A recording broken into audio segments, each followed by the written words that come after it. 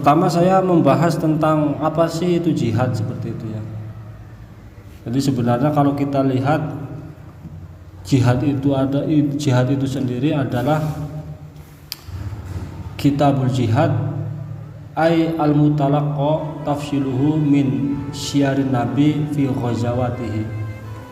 Jadi jihad itu adalah apa yang diajarkan secara perincinya, secara detail tentang jihad itu adalah mengikuti perjalanan Nabi dari segi ketika Nabi melakukan perang atau kondisi yang di situ melawan yang mengganggu Islam seperti itu ya.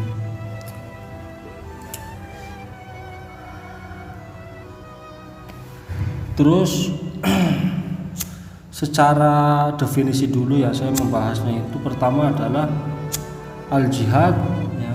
Jadi dalam fil Bukhari ya, wa fil Bukhari itu dalam kitab Bukhari yaitu kitabul jihad was sairi, bahwa al-jihad mustaq minal jahdi. Jadi jihad itu bentuk cetakan dari lafaz jahdun,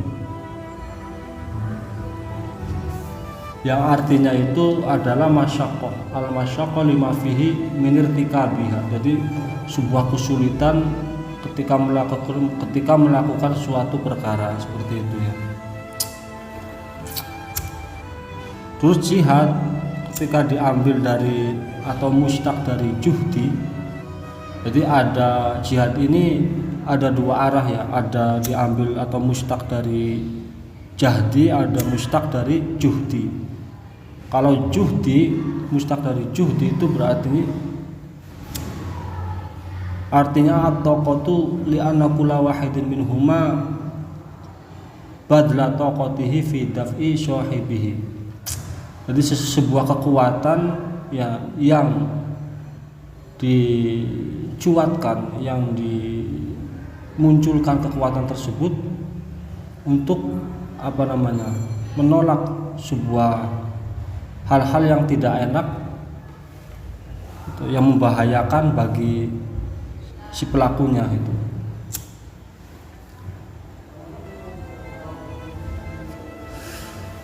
Lah wa huwa fil istilah qitalul kuffar linusratil al-islam wa itlaqu aidun alal jihadin nafsi wa syaitan. Nah, kemudian ketika secara bahasa jihad itu mustaq minal jahdi, terus mustaq minal juhdi, artinya seperti itu, kemudian kembali ke istilah syar'i bahwa jihad itu adalah memerangi orang-orang kafir untuk membela Islam. Atau bisa diucapkan bahwa jihad itu adalah memerangi nafsu dan setan seperti itu ya. Lah, untuk selanjutnya, berhubung bahwa tadi ta'rif daripada jihad itu sendiri adalah percontohan ya, percontohan dari perjalanan Nabi ya, dalam masa-masa Nabi ketika masa berperang dengan orang-orang kafir.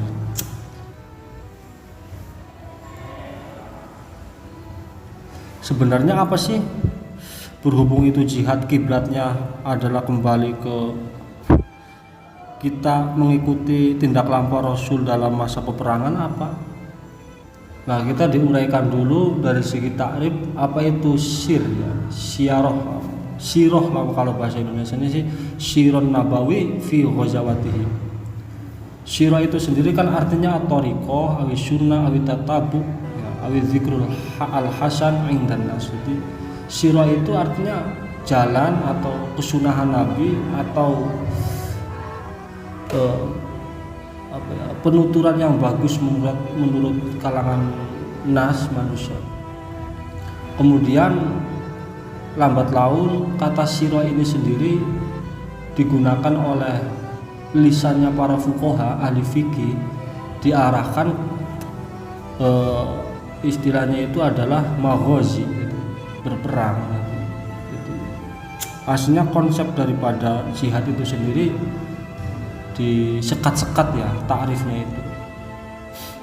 Kalau saya lihat itu ternyata yang mengarah daripada jihad itu diarahkan untuk perang itu oleh takrif daripada al-sinatul fuqaha, yaitu lisannya para ahli fikih. Dan itu pun perlu dicatat bahwa istilah peperangan di sini itu digarisbawahi adalah melawan orang-orang kafir, seperti itu. Bukan melawan atau memerangi orang yang bukan kafir, apalagi misalkan sesama muslim. Ini dari situ juga sudah hilang ya, berarti arti daripada jihad secara takrif menurut para musannifun min kutubi al-mu'tabar. Ini sudah keluar sebenarnya, Mas.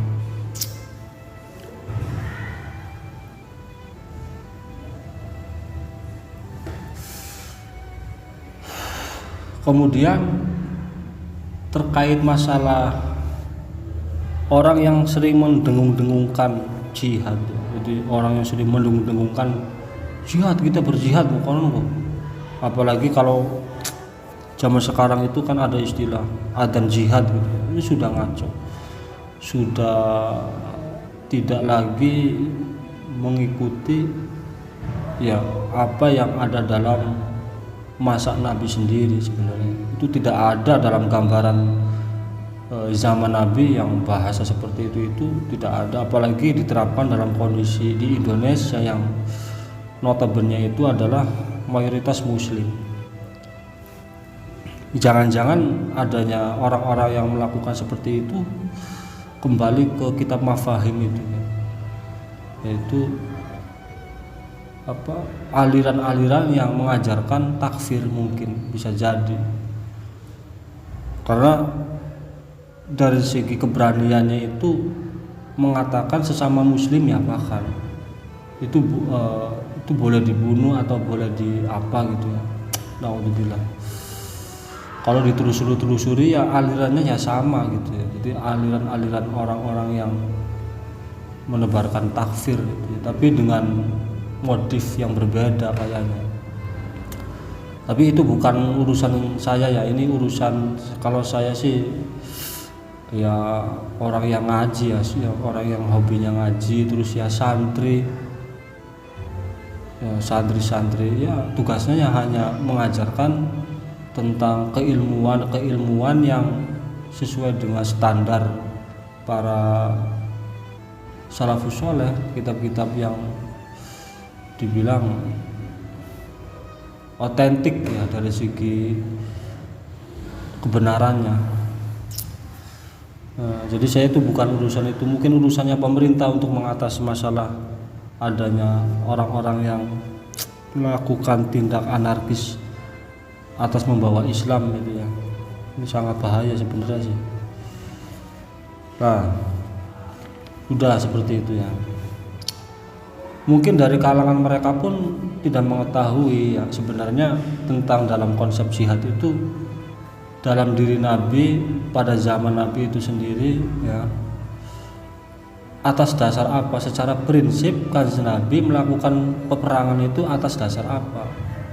Coba kalau misalkan dari mereka itu diajak diskusi, coba ya, diajak istilahnya adanya konsensus keilmuan tentang tindakan mereka menggaung-gaungkan akan jihad itu ya. Yang kayak yang saya temui bahwa dalam diri jihad yang ada pada masa Rasulullah itu adalah sikap membela dan mempertahankan diri. Ngono. Jadi adanya jihad yang didaungkan oleh Kanjeng Nabi dan para sahabat itu adalah ruang lingkupnya adalah sikap membela dan mempertahankan diri. Bukan malah menyerang, bukan malah menganggap dirinya itu yang lebih baik, yang lebih Islam daripada yang lain. Nah, ini secara prinsipnya juga sudah keluar dari koridor apa yang terjadi peperangan dalam zaman Nabi dan juga para sahabatnya.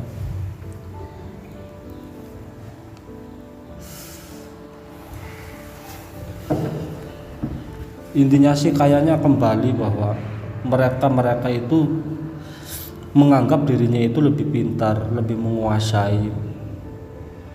Kembalinya ke ilmu lah intinya sih.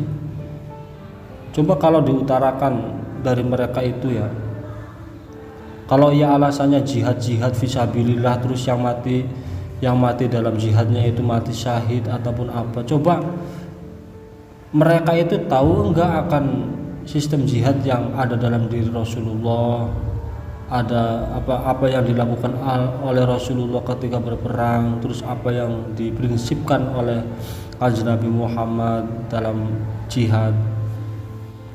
Ya sekali-kali bacalah bagi mereka itu untuk membaca tentang Sirah Nabawi fi ghazawatihi, jadi perjalanan Nabi ketika pada masa-masa peperangan. Coba aja insya Allah kayaknya sadar. Terus saya utarakan lagi bahwa dalam peperangan Nabi ya, dalam sejarah yang tercatat bahwa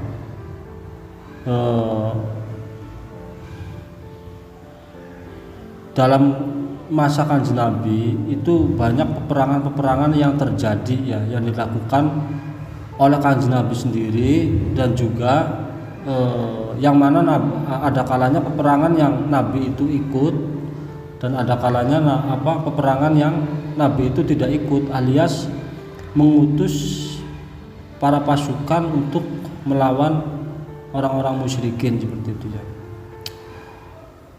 Kalau peperangan yang diutarakan oleh kalau peperangan yang diikuti oleh Nabi menurut Ibnu Sa'din itu 27 ya peperangan yang diikuti oleh Nabi. Jadi menurut Ibnu Sa'din, kemungkinan dari qaul yang lain ada yang menganggap kurang dari 27 ataupun lebih dari 27.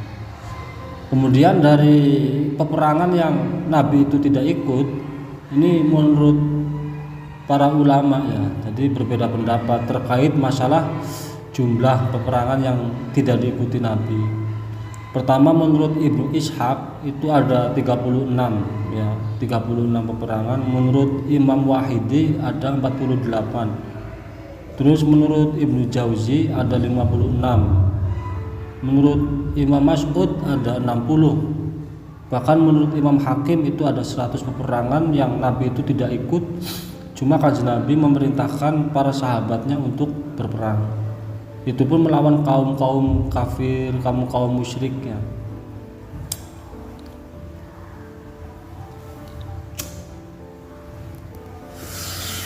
Dan nama-nama perangnya yang diikuti oleh Nabi, untuk keterangannya sebenarnya saya diambil dari keterangannya Ibnu Hajar ya, bahwa yang Nabi itu ikut berperang itu ada 8 peperangan yang diikuti oleh Nabi, yaitu Badar, yaitu perang Badar, terus perang Uhud, terus perang Muraisi ya, perang Khandaq, terus perang Quraidah, terus perang Khaybar, perang Hunain, dan perang Taif.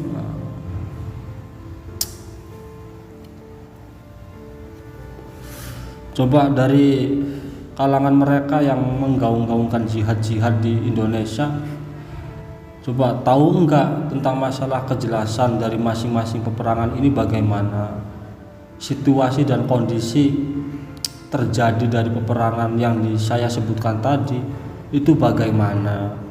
Terus yang diambil dari mereka tentang masalah jihad yang dipraktekkan di Indonesia, perang yang mana, dan situasi dan kondisinya cocok tidak, objeknya juga bagaimana ya. Coba sekali-kali diadakan keilmuan, kasih konsensus keilmuan. Jadi saya itu prinsip saya, berhubung ini zamannya zaman fitnah ya, entah itu dari sisi keagamaan, dari sisi sosial, dari sisi kenegaraan, coba diadakan konsensus keilmuan sesuai bidang masing-masing. Terus nggak usah membahas ini organisasi paling bener, ini organisasi paling hebat. Pokoknya patokan saya itu adalah ilmu sejatinya dipakai, yaitu dari kalangan siapa coba diundang, ya, terutama bagi mereka yang memumpuni bidang keagamaan, terutama terkait masalah sejarah, terkait masalah orang yang paham tentang kondisi peperangan dalam Kanjeng Nabi, diundang supaya dengan sendirinya akan tahu, oh ternyata jihad yang disyariatkan Kanjeng Nabi ini seperti ini, seperti itu. Oh berarti jihad yang benar seperti ini. Oh kalau misalkan jihad yang salah yang seperti ini apa. Ntar imbasnya itu tidak melenceng, tidak menganggap dirinya benar. Bahkan kalau misalkan ketika dia menggaungkan jihad kemudian ada yang mati, ya bisa diketahui ini mati syahidnya, ini mati konyol, ya bisa. Ini tergantung situasi dan kondisi, aspek keilmuannya bagaimana. Jadi jangan, ya rata-rata pada kepedean ya, kepedean. Terus kembalinya yang terjadi ini sekarang itu adalah menganggap dirinya itu merasa baik, pintar, seperti itu. Bahkan kalau misalkan menganggapnya seperti itu, otomatis sangat berlawanan ketika orang menganggap dirinya itu pintar loh ya, menganggap dirinya itu ilmunya luas. Pokoknya siapa saja yang menganggap dirinya itu alim, ilmunya luas, itu bertabrakan dengan nasnya Kanjeng Nabi. Bertabrakan dengan kan nasnya Kanjeng Nabi. Dalam Al-Quran juga disebutkan kan, surat Al-Isra ayat 85, wama bismillahirrahmanirrahim wama utitum minal ilmi illa qalila. Jadi kamu semua itu tidak diberikan sebuah ilmu kecuali sedikit.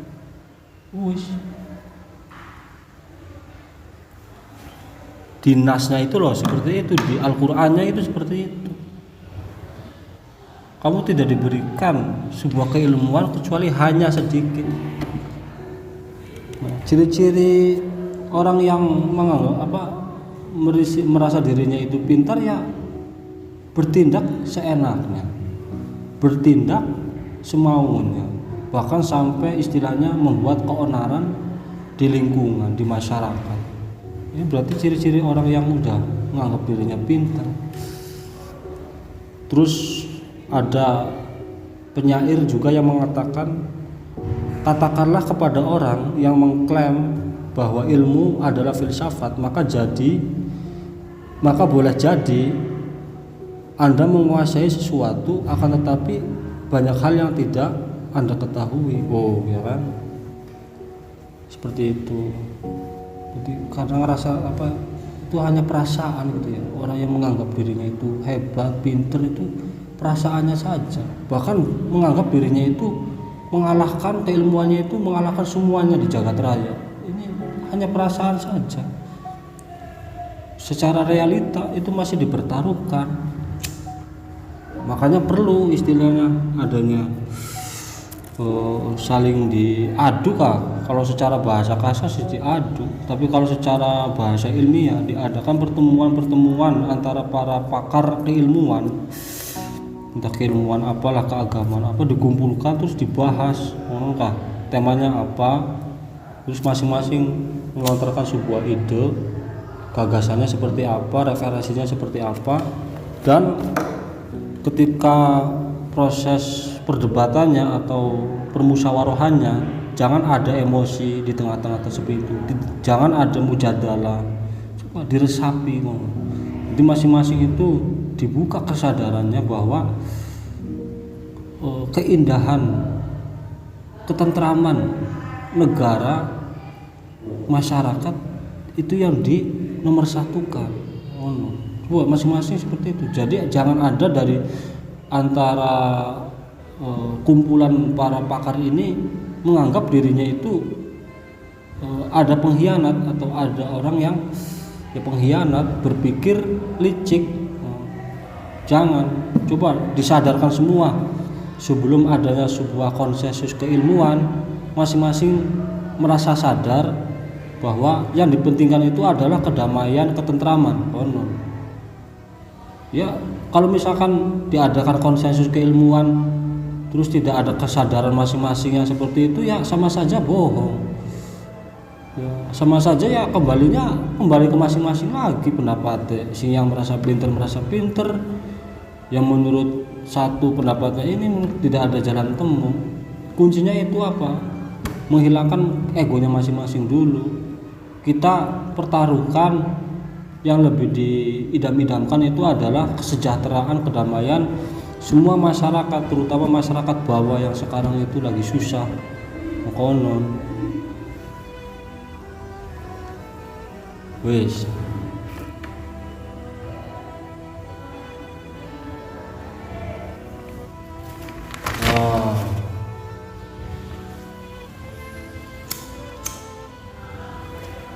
Untuk selanjutnya diambil dalam kitab I'anah.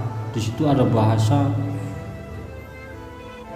wujubul jihad, wujubul wasail lal maqasid. Jadi kewajiban jihad itu adalah kewajiban dari sebuah perantara-perantara, bukan daripada kewajiban tujuan-tujuan. Idil maksud bil qital innama huwa al hidayah, ya. Wa ma siwaha minas syahadah wa amma qaslul kufar falaisa bimaksudin hatta law amkana al hidayata bi iqamatid dalili bi ghairi jihadin kana aula minal jihadi.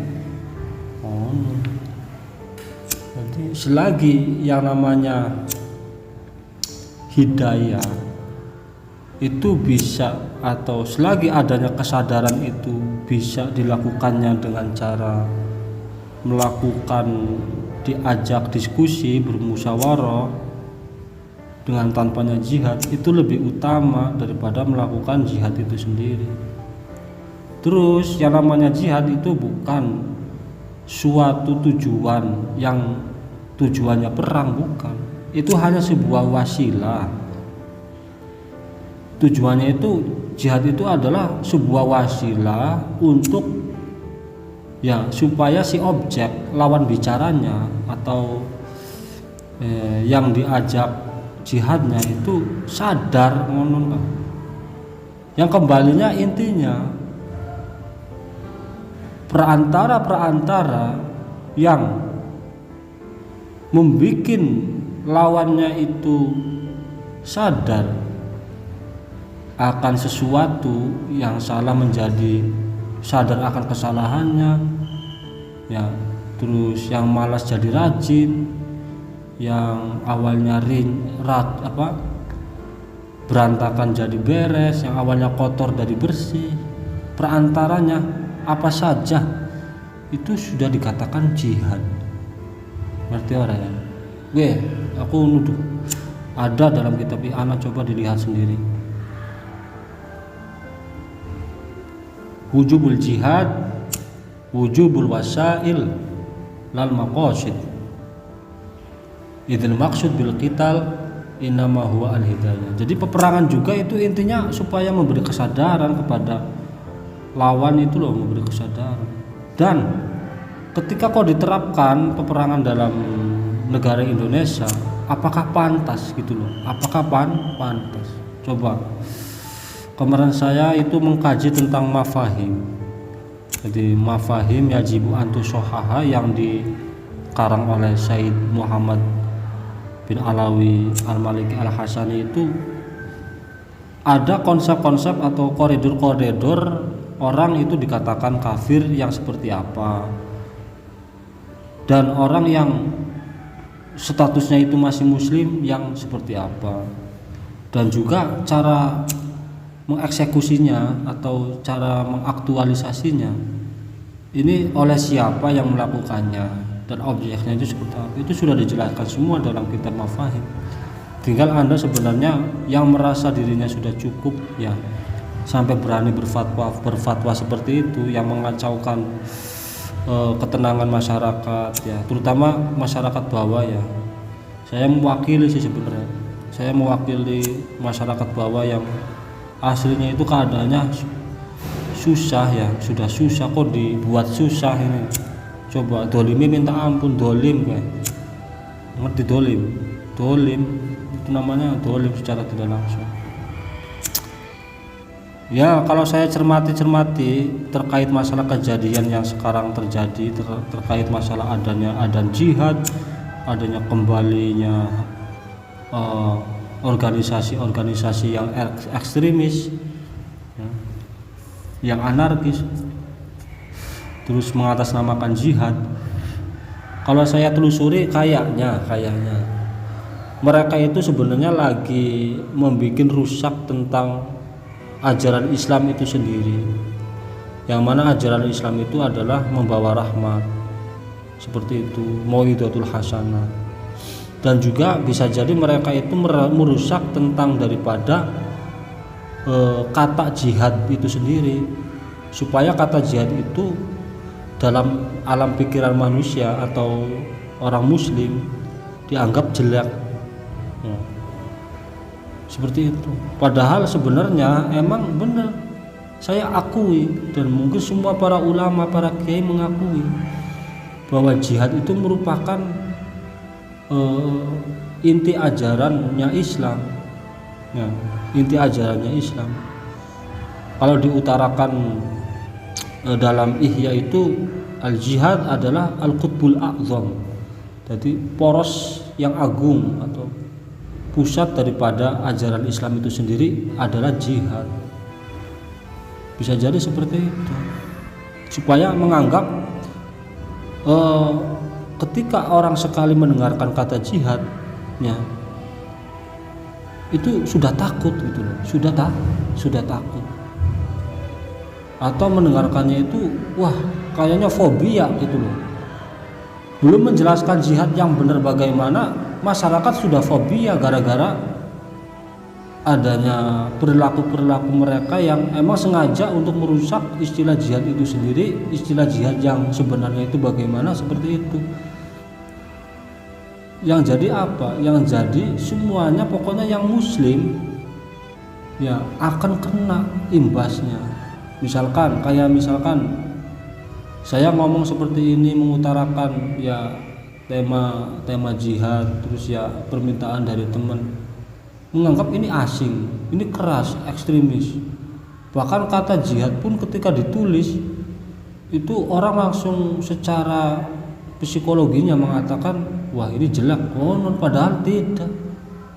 Gara-gara siapa gitu? Gara-gara mereka yang mendengung-dengungkan jihad, padahal dia itu hanya topeng, jadi menopeng diri atas nama jihad, padahal yang dipraktekkan itu adalah ya mencari kekuasaan ataupun mencari kepentingan sendiri, seperti itu. Makanya saya sih hanya sekedar meluruskan saja, coba dan mengulangi lagi akan wasiat daripada Sayyid Muhammad bin Alawi. Coba dihidupkan lagi keilmuan Islam kah, jadi kebudayaan keilmuan ini dihidupkan lagi supaya tidak ada istilah kayak gini, ribut-ribut apa gitu ya. Jadi masing-masing saling membenarkan ataupun saling membenarkan, saling menyalahkan apa. Ini sungguh sangat kacau. Yang terjadi malah yaitu adanya saling menuduh dan saling membenarkan diri masing-masing. Seperti itu. Kalau misalkan kebudayaan keilmuan itu dihidupkan lagi, alias diadakannya sebuah seminar, diskusi yang mana temanya itu jangan ada kepentingan sebelah pihak gitu loh. Misalkan diadakan diskusi ataupun apa, jangan ada kepentingan salah satu pihak, sama aja bohong. Coba diadakan dengan semuanya terbuka, disadarkan bahwa penting yang namanya hubul waton minal iman itu penting, seperti itu. Ya takutnya yang ada nyesel ketika sudah terjadi, nyesel ya, seperti itu ya. Ya mungkin untuk masalah saya sendiri terkait mengutarakan ya ngaji seperti ini ya insya Allah ada manfaat, insya Allah. Itu pun kalau misalkan dari para yang mendengarkan pengkajian ini ya insya Allah lah. Saya ya hanya bisanya seperti ini, bisanya hanya sekadar lewat ya permintaan orang, terus meminta supaya membeberkan tentang suatu tema, ya saya terima. Dan lewatnya ya lewat misalkan di pondok pesantren ataupun apa, itu pun ya pesantren, jadi ruang lingkupnya itu masih sempit. Dan insya Allah dengan adanya saya istilahnya itu berbicara seperti ini ya ada manfaatnya lah ya, insya Allah.